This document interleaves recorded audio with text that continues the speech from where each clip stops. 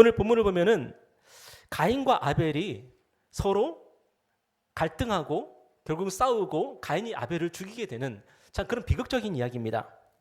여러분, 가인은 누굽니까? 가인은 인류 최초의 살인자라고 하는 그런 별명을 가지고 있습니다. 그래서 사람들은 가인에 대해서 굉장히 부정적인 그런 느낌을 가지고 있는데요. 그런데 가인이 태어났을 때의 분위기는 결코 그렇지 않았습니다. 아담과 하와가 하나님께 죄를 범하고 에덴 동산에 쫓겨났습니다. 그런데 그들에게 한 가지 희망이 있었습니다. 어떤 희망이었냐면 보통 원복음, 원시복음이라고 하는 그 희망인데 여자의 후손이 뱀의 후손을 결국에는 이기고 승리하게 될 거라는 거죠. 그래서 하나님께서 아담과 하와를 비록 에덴 동산에서는 쫓아내시지만 언젠가 여자의 후손이 뱀의 후손, 사탄의 후손을 이기고 승리하게 될 거라고 그렇게 약속하신 것입니다. 그래서 아담과 하와는 에덴 동산에서는 쫓겨났지만 이 원시복음, 원복음의 희망을 가지고 살았던 겁니다. 그런데 그들이 누구를 낳게 됩니까? 여자의 후손인, 여자가 낳은 가인을 낳게 되는 겁니다. 그들이 가인을 낳았을 때의 분위기를 오늘 1절 말씀이 잘 말해주고 있는데 한번 보세요. 한번 1절 보십시오. 한번 읽어볼까요? 시작. 아담이 그의 아내 하와와 동침하매 하와가 임신하여 가인을 낳고 이르되 내가 여호와로 말미암아 득남하였다 하니라. 여러분, 가인의 이름이 뭐죠? 가인은 살인자라는 이름 뜻이 아닙니다. 착각하면 안 됩니다. 가인은 살인자가 아니라 얻었다는 것입니다. 드디어 받았다는 것입니다. 그래서 아담과 하와는 가인을 낳으면서 굉장히 기뻤습니다. 그 이름 자체가 희망적인 이름이에요. 그에게 뭔가를 기대를 건 거죠. 그것을 더 잘 알 수 있는 게 뭐냐면 아담과 하와가 그 다음에 아벨을 낳고 나서 그 이름을 아빌이라고 짓게 되는데 이 아빌이라는 이름 뜻이 뭐냐면은 별것 아니라는 뜻입니다. 허무함이라는 뜻입니다. 아벨. 그러니까 여러분 한번 생각해 보세요. 가인은 얻었다인데 아벨은 별것 아니다라는 뜻이에요. 이 대조를 통해서 오늘 성경이 우리에게 보여주는 게 뭐냐면 이 아담과 하와가 가인에게 얼마나 큰 희망을 걸었는지, 가인을 통해서 그들이 지금 처한 이 절망과 이 고통과 이 비극이 해결될 수 있을 것이라고 하는 그 희망을 품었다는 것을 알 수가 있죠. 그런데 여러분, 누가 과연 앞으로 인생을 더 잘 살게 됩니까? 낙관적이고 긍정적이고 희망적인 이름을 가지고 있었던 가인입니까? 아니면 비관적이고 허무한 이름을 가지고 있는 아벨입니까? 우리는 정답을 알고 있죠? 가인이 인생을 더 잘 살았을 것 같지만 아벨이 하나님 앞에서 더 신실한 믿음의 삶을 살게 됩니다. 무엇이 그들의 인생을 이렇게 차이가 나게 만들었을까요? 그것은 바로 제사였습니다. 예배였습니다. 다시 말해서 하나님과의 관계였습니다. 오늘 3절 말씀 한번 보세요. 우리 3절, 4절 저와 여러분이 교독하면서 읽어볼까요? 자, 제가 읽겠습니다. 자, 세월이 지난 후에 가인은 땅의 소산으로 제물을 삼아 여호와께 드렸고 아벨은 자기도 양의 첫 새끼와 그 기름으로 드렸더니 여호와께서 아벨과 그의 제물은 받으셨으나 다 같이 가인과 그의 제물은 받지 아니하신지라 가인이 몹시 분하여 안색이 변하니. 여러분, 가인과 아벨은 이제 장성해서 어른이 되어서 가인은 농부가 됩니다. 그리고 아벨은 목축업자가 됩니다. 이제 목자가 되는 거죠. 그리고 두 사람이 하나님께 제사, 예배를 드리게 되는데 여러분, 그런데 가인이 하나님께 드린 제물이 무엇이었습니까? 땅의 소산이었습니다. 땅의 열매. 그리고 아벨은 하나님께 무엇을 드렸습니까? 양의 첫 새끼와 그 기름을 드립니다. 그런데 두 사람의 제사, 두 사람의 예배에 대해서 하나님께서 다르게 반응을 하시는데요. 하나님은 가인과 그의 제물은 거절하시고 아벨과 그의 제물을 기쁘게 받으십니다. 여러분, 도대체 무슨 차이였겠습니까? 많은 주석가들과 신학자들이 이 대목을 가지고 의견이 분분합니다. 그런데 모두가 공통적으로 하는 말이 있는데 그게 뭐냐면 히브리서 11장의 내용을 가지고 똑같은 이야기를 합니다. 히브리서 11장 4절에 보니까 한번 다 같이 읽겠습니다. 시작. 믿음으로 아벨은 가인보다 더 나은 제사를 하나님께 드림으로 의로운 자라 하시는 증거를 얻었으니 하나님이 그 예물에 대하여 증언하심이라. 그가 죽었으나 그 믿음으로써 지금도 말하느니라. 여러분, 가인의 제사, 가인의 예배는 어떤 예배가 아니었어요? 믿음의 예배가 아니었다는 겁니다. 그렇지만 아벨의 제사, 아벨의 예배는 믿음의 예배였다는 겁니다.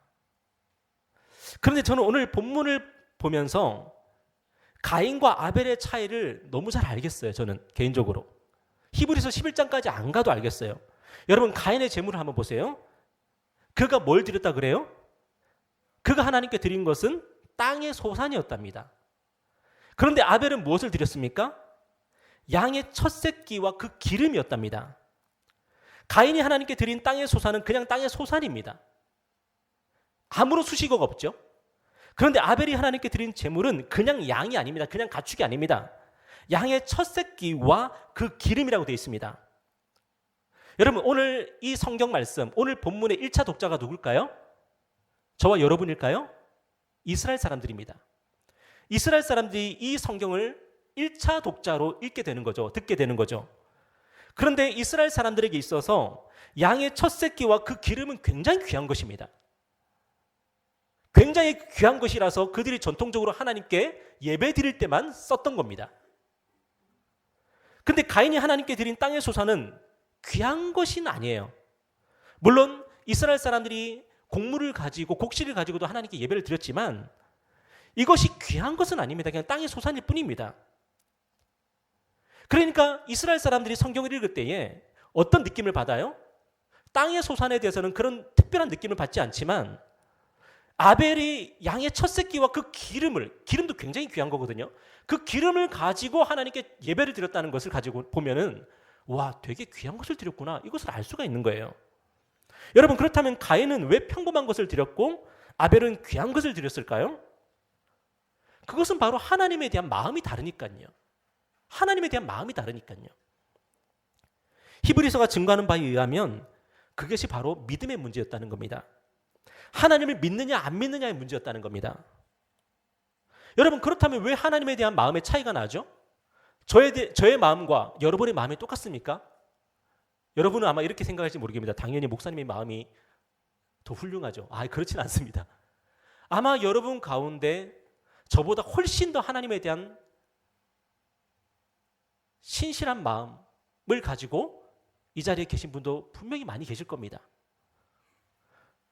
무엇의 차이죠? 바로 가인과 아벨의 세계관, 인생관의 차이입니다. 제가 서두에 말씀드린 것처럼 가인의 세계관은 뭐냐? 자기 자신에 대한 낙관이요, 긍정이요, 희망입니다. 그렇지만 아벨의 세계관은 뭐냐? 자기 자신에 대한 비관이요, 부정이요, 절망입니다. 그게 그 이름에 나타나 있는 거예요. 그렇다면 가인에게 있어서 제사, 가인에게 있어서 이 예배는 어떤 의미가 있었을까요? 자기 자신을 더 확대시키는 의미의 예배가 있는 거죠. 나의 낙관과 나의 긍정과 나의 희망을 확대시켜 나가는 그런 의미가 있는 거죠. 아마 여러분이 인생을 잘 살아갈 때, 여러분이 인생에서 잘 나갈 때 예배 드릴 때 아마 그런 마음일 가능성이 굉장히 높습니다. 여러분이 성공하고, 여러분이 출세하고, 여러분이 다른 사람보다 더 뛰어날 때에 여러분의 예배가 어떻게 될 확률이 굉장히 높으냐면 이 예배를 통해서 하나님이 나를 더 축복하시고 이 예배는 나의 성공과 나의 출세에 대한 하나님의 확인 도장인 거예요. 그래서 얼마나 희망이 부푸는지 모릅니다. 우리 인생이 잘 나갈 때. 그렇지만 아벨의 제사, 아벨의 예배는 어떤 의미가 있었습니까? 그는 이름 그 자체가 허무입니다. 아무것도 아닌 겁니다. 그 이름 자체가 쓸데가 없는 겁니다. 그에게 희망은 무엇이었을까요? 바로 하나님밖에 없습니다. 하나님께서 나에게 복을 주셔야 되고, 하나님께서 나와 함께 하셔야 되고, 하나님께서 나를 붙들어 주셔야 됩니다. 그렇지 않으면 내 삶에 소망이 없는 거죠. 가인의 제사, 가인의 예배에서 중요한 존재는 가인 자신입니다. 그렇지만 아벨의 제사, 아벨의 예배에서 중요한 존재는 아벨이 아니라 하나님입니다. 가인은 누구를 기뻐하는 인생입니까? 자기 자신을 기뻐하는 인생입니다. 아벨은 하나님을 기뻐하는 인생입니다. 하나님을 기뻐하고 즐거워하는 것을 성경은 뭐라고 부를까요? 그것을 믿음이라 그럽니다. 하나님을 좋아하는 것을 믿음이라고 부르는 거예요. 그러니까 믿음은 단지 하나님을 믿습니다. 하나님이 이렇게 해주실 것을 믿습니다. 그걸 믿음이라고 말하는 게 아니에요. 믿음은 하나님을 좋아하는 겁니다. 하나님을 기뻐하는 것을 믿음이라고 하는 거예요. 여러분, 하나님이 좋습니까? 여러분, 하나님을 생각하면 좋아요? 구주를 생각만 해도 내 마음이 좋거늘. 여러분, 하나님 좋습니까? 하나님을 기뻐하고 즐거워하는 것을 성경은 믿음이라 그러는 겁니다. 우리 장로교 신앙 고백 중에 웨스트민스터 신앙 고백이라는 게 있는데요. 거기 일문일답이 이겁니다. 사람의 제일되는 목적은 무엇입니까? 사람의 제일되는 목적은 하나님을 영화롭게 하고 영원토록 그를 즐거워하는 것입니다. 이게 믿음입니다. 그리고 이 신앙 고백과 똑같은 것이 뭐냐? 십계명의 제1계명입니다. 너는 나 여호와 하나님 외에 다른 신을 내게 두지 말라. 무슨 말이에요? 너는 나 여호와 하나님 외에 기뻐하고 즐거워하는 존재가 있으면 안 된다는 겁니다. 그게 믿음입니다. 하나님이라는 존재는 어떤 존재입니까? 하나님은 우리가 영화롭게 하는 그 대상이 하나님입니다. 우리가 기뻐하고 즐거워하는 존재가 사실상 하나님입니다. 오늘 우리가 영화롭게 하는 그것이 우리의 하나님이고, 오늘 우리가 기뻐하고 즐거워하는 그것이 우리의 하나님입니다. 물론 명목상으로는 여호와 하나님이 하나님이라고 하겠죠. 예수님이 우리의 하나님이라고 하겠죠. 그게 아니라고 말하는 그리스도인은 아무도 없을 것입니다. 그러나 실상은 내가 정말 기뻐하고 즐거워하는 존재가 나의 하나님이에요. 오늘 이 시대는 나 자신을 영화롭게 하고 나 자신을 기뻐하고 즐거워하기 위해서 최선을 다합니다. 때문에 오늘 이 시대의 하나님은 누구죠? 저와 여러분 자신입니다. SNS에 내 사진을 딱 올렸는데 좋아요가 막 사람들이 눌러요. 그러면 기뻐 죽을 것 같아요. 왜요? 나는 나를 기뻐하고 즐거워하기 때문이죠. 하나님께서 가인과 그의 제물을 받지 않으신 이유, 그리고 하나님께서 아벨과 그의 제물을 받으신 이유, 가인은 자기 자신을 영화롭게 하고 즐거워하는 삶이었고 아벨은 하나님을 영화롭게 하고 즐거워하는 삶이었기 때문입니다. 가인의 희망은 자기 자신이었고 아벨에게 희망은 하나님이었습니다. 그런데 여러분, 왜 가인의 희망은 자기 자신이었을까 생각해 보셨습니까? 왜 가인은 자기 자신을 기뻐하고 즐거워했을까요? 제가 생각을 해봤는데 아담과 하와의 기대가 투영된 게 아닌가 하는 생각을 해봤습니다. 아담과 하와가 가인에게 기대를 건 게 아닐까 생각을 해봤습니다. 부모의 기대, 부모가 나에게 희망을 거는 거죠. 옛날에 여러분 그 드라마 기억나십니까? 아들과 딸이라고? 아들과 딸이라는 드라마를 보면 엄마가 후남이는 멸시하고 귀남이는 너무너무 좋아하죠. 그 부모가 귀남에게 희망을 둡니다. 귀남이는 자기 자신에게 매몰된 인생을 살아가는 거죠. 반면 아벨은 뭡니까? 아벨은 별로 가치 없는 이름이고 가치 없는 인생입니다. 부모에게 그렇게 귀한 존재가 아니었던 거죠. 그러니까 아벨은 자기 자신에게 희망을 걸지 않습니다. 하나님께 희망을 걸고 하나님께 예배를 드리는 겁니다. 이 똑같은 상황이 누구에게 펼쳐지냐면, 여러분 혹시 옛날에 아주 오래전에 공전의 히트를 기록한 야베스의 기도라는 책을 기억하십니까? 야베스는 누구냐면은 그 부모가 야베스를 낳고 내가 너를 수고로이 낳았다 해서 그 이름을 야베스라고 짓습니다. 이 야베스는 존재 자체가 고통이고 존재 자체가 수치예요. 그래서 어떤 목사님들은 그렇게 해석을 했더라고요. 아마도 사생하거나 출생 자체가 뭔가 부끄러운 그런 상황이 아니었을까. 어쩌면 태어났는데 장애가 있었을지도 모르고, 아무튼 세상적으로는 이 아이가 태어난 것이 결코 축복이 아니에요. 그런데 그 야베스가 하나님께 뭐라고 기도를 드립니까? 하나님, 나에게 복을 주십시오. 나에게 복을 주셔서 내 지경을 넓혀 주십시오. 내 땅을 넓혀 주십시오. 그렇게 기도하는데 성경은 뭐라고 증가하고 있습니까? 하나님께서 그의 기도를 들으셨답니다. 부모가 자녀의 신앙교육에 성공하려면 자녀에게 기대를 걸면 안 된다는 거예요. 자녀에게 기대를 걸면 그 자식은 가인이 될 확률이 높고, 자녀에게 기대를 걸지 않으면 그 자녀가 누구를 의지하겠어요? 하나님을 의지하겠죠. 하나님밖에 없는 거잖아요. 물론 그렇다고 자녀에게 기대를 안 걸 수는 없지만, 자녀에게 기대를 걸더라도 우리 부모님의 가장 큰 기대와 소망은 우리 자녀를 향한 하나님이 되어야 될 겁니다. 오늘 본문을 보면은 이 가인의 본색이 이제 드러납니다.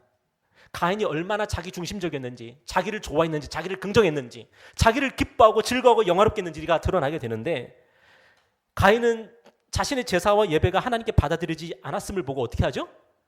분노합니다. 오늘 5절 보세요. 다 같이 읽어볼까요? 시작. 가인과 그의 제물은 받지 아니하신지라 가인이 몹시 분하여 안색이 변하니. 만약에 하나님이 우리의 예배를 오늘 받지 않았다면 우리가 어떻게 해야 되는 거죠? 만약에 오늘 저와 여러분의 예배를 하나님께서 외면하셨다면 저와 여러분이 뭐 해야 되는 거죠? 승질내야 됩니까? 회개해야 되겠죠. 그런데 가인은 분노했습니다. 왜요? 그에게 하나님은 자기 자신이었기 때문입니다. 그에게 희망과 기쁨과 즐거움이 자기 자식이었기 때문에 하나님이 내 예배를 받지 않는 것에 대해서 불만스러운 겁니다. 분노가 나는 거죠. 감히 하나님이 내 예배를 안 받아? 오늘 우리 마음에도 마찬가지입니다. 오늘 우리 마음에 시기와 질투하는 마음이 있습니까? 왜 우리가 시기하고 질투하죠? 왜 다른 사람이 잘 되는 꼴을 못 보는 거죠? 내가 하나님이기 때문이죠. 내가 나를 이렇게 기뻐하고 내가 나를 이렇게 즐거워하고 내가 나를 이렇게 영화롭게 하며 살고 있는데 왜 하나님은 나를 그렇게 안 봐주시냐는 거예요. 하나님은 그런 가인의 마음을 잘 아시고 가인에게 경고하십니다. 아마도 가인에게 직접 말씀하셨거나 아니면 가인의 양심에게 말씀하셨을 겁니다. 오늘 6절 한번 보세요. 여호와께서 가인에게 이르시되 내가 분하여 하면 어찌 됨이며 안색이 변하면 어찌 됨이냐. 내가 선을 행하면 어찌 낯을 들지 못하겠느냐. 선을 행하지 아니하면 죄가 문에 엎드려 있느니라. 죄가 너를 원하나 너는 죄를 다스릴지니라. 하나님은 가인이 하나님에 대해서 불만을 갖고 있는 것을 알고 계십니다. 여러분, 하나님의 판단은 틀리지 않습니다. 하나님은 결코 어긋난 판단을 하시지 않습니다. 하나님의 판단은 정확합니다. 그런데 가인은 그게 불만입니다. 아벨을 미워하고 아벨을 죽이고 싶어하는 것을 하나님이 캐치하시죠. 그래서 가인에게 경고하십니다. 죄를 짓지 말라고. 죄는 너를 원하지만, 죄는 너를 요구하지만 너는 죄와 친구가 되면 안 된다. 선을 행하라. 그래서 죄를 다스려라. 그렇게 명령하십니다. 그런데 가인이 어떻게 했습니까? 동생 아벨을 쳐 죽입니다. 오늘 8절 보세요.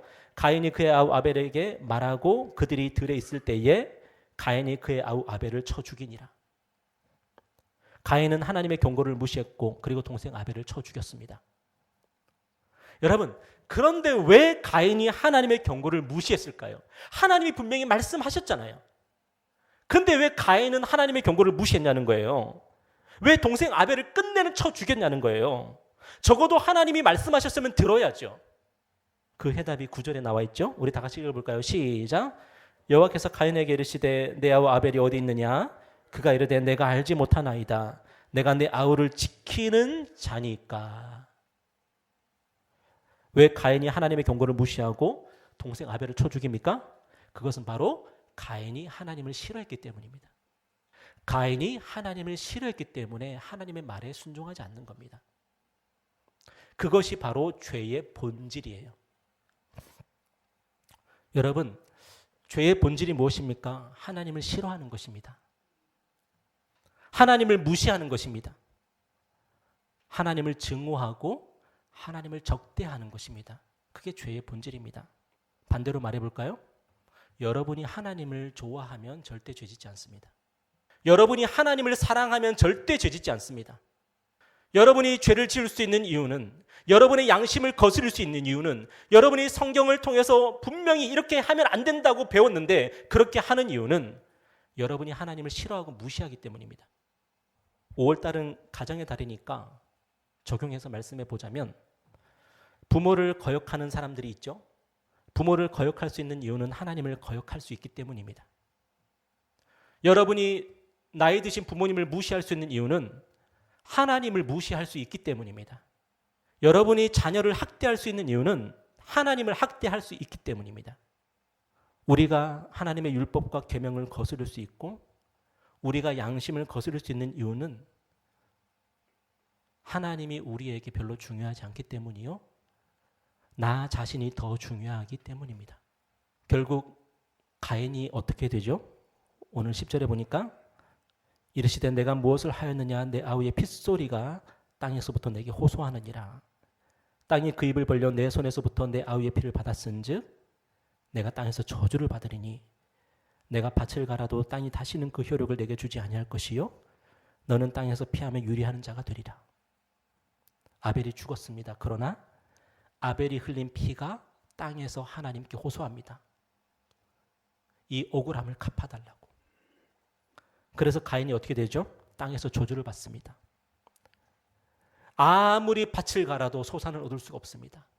그래서 이 땅 버리고 다시 저 땅에 가서 농사를 지어야 되고, 아무리 열심히 밭을 일구어도 별로 열매를 얻지를 못합니다. 또 다른 땅으로 옮겨야 됩니다. 그러니 가인은 평생 유리방황하는 인생을 살게 됩니다. 여러분, 성경은 분명히 말씀합니다. 우리의 삶에 찾아오는 저주와 고통이 사실은 우리가 심은 열매라고. 여러분, 무엇 때문에 고통스럽고 무엇 때문에 여러분 신음하고 있습니까?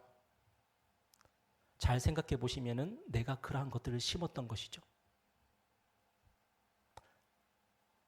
우리의 삶의 결과물인 거죠. 하나님은 우리에게 선한 것을 행하라고 하십니다. 분명히. 죄가 너를 원하지만 너는 그 죄와 타협하면 안 되고 선을 행해야 된다고 분명히 말씀하셨는데 우리는 선을 행할 노력을 하지 않았습니다. 어쩌다가 마음에 감동이 좀 있으면 그제서야 조금 선을 행할 뿐, 매일 아침 일어나서 내가 하나님이 기뻐하시는 일을 하며 살아야지라고 한 번도 결심하며 살지 않습니다. 그냥 되는 대로 살아갈 뿐, 먹고 사는 게 급급하면 그냥 살아갈 뿐, 진짜 내가 오늘 하나님을 위해서 살아야 되고 내가 오늘도 선을 행하며 살아야 되고 하나님이 나에게 말씀하신 것처럼 내가 사랑하며 살아야지라고 살지 않습니다. 그래서 우리의 삶에 죄가 끊임없이 침략해 들어오고 우리는 죄와 타협하고 우리는 죄를 범하고 우리는 살아갑니다. 그리고 그런 우리의 인생 가운데 찾아오는 것이 저주와 고통이죠. 그런데 더 한심한 게 뭔지 아십니까? 우리는 그 모든 것을 불공평하다고 생각합니다. 오늘 13절 한번 보세요. 어처구니가 없는 이야기를 하는데 다 같이 읽어볼까요? 시작. 가인이 여호와께 아뢰되 내 죄벌이 지기가 너무 무거우니이다. 가인이 동생 아벨을 죽여놓고 뭐라 그래요? 나에게 내리신 벌이 너무 무겁습니다. 그래요. 이게 바로 저와 여러분이라고요. 성경은 이 가인을 통해서 저와 여러분이 어떤 존재인지를 보여주고 있습니다. 선을 행하지 않아놓고 죄와 타협해놓고 양심을 늘 거스리면서 살아놓고 죄를 이 땅에 뿌려놓고 그 죄의 열매를 거두라고 하니까 이건 아니죠. 이건 너무한 거 아닙니까? 라고 우리는 하나님께 불평을 합니다. 그리고 뭐라 그러냐면 왜 쟤한테만 잘해줘요? 왜 나한테는 이것밖에 안 해줘요? 그럽니다. 오늘 저와 여러분의 마음의 본질이 뭐냐? 우리는 하나님을 영화롭게 하고 즐거워하는 그 믿음으로 살지 않는다는 것입니다. 우리는 우리가 제일 중요한 사람들입니다. 나 자신이 제일 중요한 사람들입니다. 그리고 우리가 원하는 것은 나의 행복이요 만족이요 결코 하나님의 영광이 아닙니다. 그래놓고 우리가 바라는 것은 내가 땅에 씨를 뿌렸으니까 하늘에서 비를 내려줘야 된다고 생각을 하는 거죠. 우리 로마서 1장 말씀 읽고 마치겠습니다. 저와 여러분이 한 절씩 교독하겠습니다. 창세로부터 그의 보이지 아니하는 것들 곧 그의 영원하신 능력과 신성이 그가 만드신 만물에 분명히 보여 알려졌나니 그러므로 그들이 핑계하지 못할지니라. 하나님을 알되 하나님을 영화롭게도 아니하며 감사하지도 아니하고 오히려 그 생각이 허망하여지며 미련한 마음이 어두워졌나니 스스로 지혜 있다 하나 어리석게 되어 썩어지지 아니하는 하나님의 영광을 썩어질 사람과 새와 짐승과 기어다니는 동물 모양의 우상으로 바꾸었느니라. 우리가 평생 뭐하고 삽니까? 우상 숭배하고 산다는 겁니다.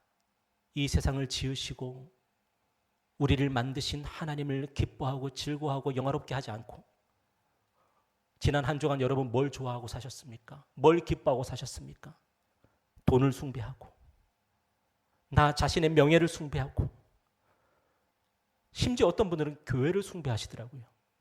오늘 우리가 기뻐하고 즐거워하고 영화롭게 하려고 하는 것이 무엇입니까? 여러분은 무엇을 위해서 하루하루를 살아가고 있습니까? 오늘 성경은 분명히 우리에게 말씀합니다. 우리 모두가 다 가인이라고. 우리가 어떻게 하나님께 복을 받고 어떻게 하나님의 저주와 심판을 면할 길이 있겠습니까? 그런데 오늘 저와 여러분에게 복음은 뭐라고 말씀하고 있죠? 우리에겐 아벨보다 더 위대하신 예수 그리스도가 계시다고 말씀하시는 것입니다. 누가복음 23장에 이렇게 증거하고 있습니다. 이에 예수께서 이르시되 아버지 저들을 사하여 주옵소서. 자기들이 하는 것을 알지 못함이니이다. 가인이 아벨을 죽였을 때에 아벨의 피는 하나님께 호소했습니다. 이 원한을 갚아달라고. 그리고 가인은 하나님께 저주를 받았습니다. 그런데 하나님의 아들은 그렇게 하지 않으셨습니다. 우리 인간들이 그를 채찍질하고 그에게 침뱉고 그의 머리에 가시면류관을 씌우고 그를 십자가에 못 박고 그를 조롱하고 모욕하고 그의 옆구리에 창으로 찌르고 그렇게 하나님의 아들을 고문하고 죽였지만 하나님의 아들은 아버지께 이렇게 간구했습니다. 아버지 저들을 용서하여 주십시오. 저들이 자기들이 하는 게 무엇인지 알지 못합니다. 아벨의 피는 복수를 요구했습니다. 나의 원한을 풀어달라고. 그런데 하나님의 아들의 피는 우리의 용서를 요구했습니다. 하나님 용서해 주십시오. 저들을 용서해 주십시오. 저들은 나의 동생들입니다. 그분은 우리의 대제사장이 되셨고 우리의 큰형님이 되셨고 우리의 영원한 구주가 되셨습니다. 부활하신 예수님이 제자들을 찾아오셔서 뭐라고 말씀하셨습니까? 내가 체포될 때, 내가 십자가에서 죽어갈 때 너희들 나 다 도망갔지. 지금은 복수의 시간이다. 처벌의 시간이다. 그렇게 말씀하지 않으셨습니다. 부활하신 주님이 손에 못자국과 옆구리에 창자국을 보여주시면서 너희들이 나를 사랑하느냐라고 물으셨습니다. 오늘 우리는 일평생 땅에 죄를 심습니다. 우리가 거둘 것은 저주와 심판밖에 없습니다. 그런데 우리 예수께서 이 땅에 우리를 치유하시고 우리를 용서하실 그분의 보혈을 흘리셨습니다. 오늘 예수님을 구주로 믿는 모든 사람들에게 하나님의 용서와 하나님의 은혜와 하나님의 자비가 우리에게 부어지도록 하셨습니다. 여러분, 죄에 중독되셨습니까? 죄에 중독되셔서 죽어가고 계십니까? 예수 그리스도의 보혈을 믿으십시오. 그 보혈을 힘입어서 죄로부터 자유케 되시고 하나님의 정죄와 저주와 심판으로부터 벗어나십시오. 그리고 하나님의 성령을 받으시고 하나님의 나라를 받으시고 영원한 생명을 선물로 받으시고 이제 하나님을 기뻐하고 즐거워하고 하나님을 영화롭게 하는 삶을 시작하시기를 주님의 이름으로 축복합니다. 기도하겠습니다.